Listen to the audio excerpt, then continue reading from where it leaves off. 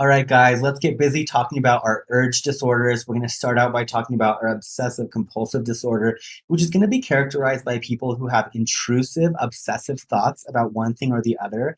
And these obsessive thoughts are going to be relieved by compulsions, which are actions that relieve this obsessive thought. So let's put an example in this to make it more clear.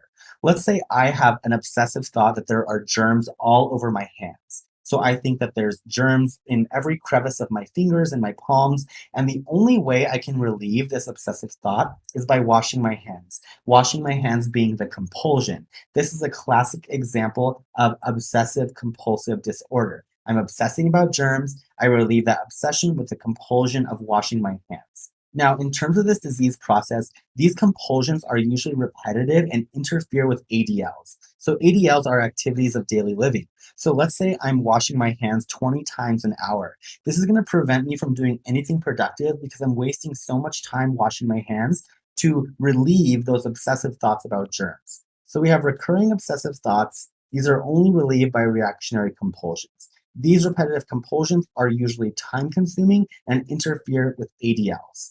So let's talk about what ego dystonic behavior is, because this characterizes obsessive compulsive disorder. Ego dystonic behavior means your obsessions and your compulsions are actually taking away or they are detracting from your life goals. So let's say I'm a chef and my goal is to put out amazing restaurant food at a high pace. But I'm afraid of germs all over my hands infecting my food. So I wash my hands 20 times an hour. That is actually taking away from my goal of running a great restaurant. So this is ego dystonic behavior. These obsessions and compulsions are against my goal of being a world-class restaurateur or chef. Now let's compare this to ego syntonic behavior, which is characteristic of people with obsessive compulsive personality disorder. So let's highlight that. OCPD. That is completely different from OCD, which we're talking about in this slide. OCPD is a personality disorder, and these people's actions usually align with their values and their personality. So let's have an example. Marie Kondo, she's a famous Japanese consultant who helps people organize their lives. She's really great at organization, reducing clutter, and just organizing people's lives in general. So her actions about like cleaning up, tidying up, creating schedules and creating organizational schemas, those are examples of ego syntonic behavior because her behavior reflects her values as an organizational consultant. And that's a great way to separate ego dystonic behavior, which is OCD, from ego syntonic behavior, which is OCPD. And those are hot words that may come up on test day. In terms of our treatment of OCD, our first line is going to be cognitive behavioral therapy, followed by SSRIs. Our second line therapies are going to be clomipramine and venlafaxine. Next, let's talk about trichotillomania, which is going to be the urge to pull out one's own hair, most commonly the scalp. This is going to be more common in children, especially children with some sort of underlying anxious personality or anxiety disorder. And pulling out hair relieves this anxiety in these children. So what happens is they find that when they're stressed out, they start pulling out their hair. And this is oftentimes inducing further stress on the child because they are actually conscious of the link between their behavior and their hair loss. So they realize that they have a big bald patch here because they're pulling out their hair when they're stressed.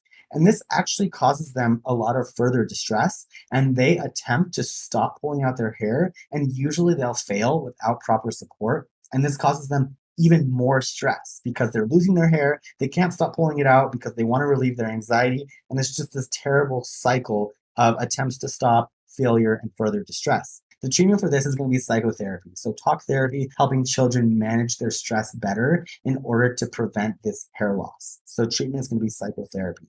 In terms of our differential, we have to entertain alopecia or things like tinea capitis. And how are we going to differentiate this? It's all going to be based on our history and physical exam. So a history of someone with alopecia areata, they may have other autoimmune conditions that are resulting in autoimmune hair loss in the scalp. In terms of tinea capitis, we may have a history of sharing combs or sharing hats or scratching and itching behavior.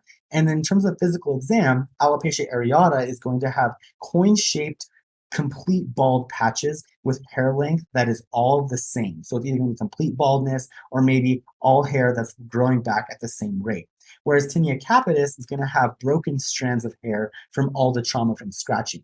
In our patients with trichotillomania, we are going to see areas that have hair of different lengths. So if we look here at this patient, we can see that we have hair here that looks pretty long, and then maybe some hairs here that are pretty short. And this is because the hairs are growing back at different time points based on when the person initially pulled out that initial hair. So that's a great way to differentiate between our different causes of hair loss on exam. Lastly, let's talk about psychogenic polydipsia, which is going to be common in our patients with psychiatric illness, and it's going to be the urge to drink water despite being adequately hydrated. So you'll commonly see this in patients with schizophrenia in a question exam. And this is important to differentiate from SIADH or diabetes insipidus because usually these questions come alongside lab values like sodium levels or specific gravity of the urine. And the way you're going to differentiate psychogenic polydipsia from these other conditions is by doing a water deprivation test. So if you deprive these patients of the ability to drink water and their lab values normalize, you know that this is going to be primarily a psychiatric urge disorder as opposed to some other physiologic mechanism that's happening in their body. So I just want to round out some important high yield things here for urge disorders.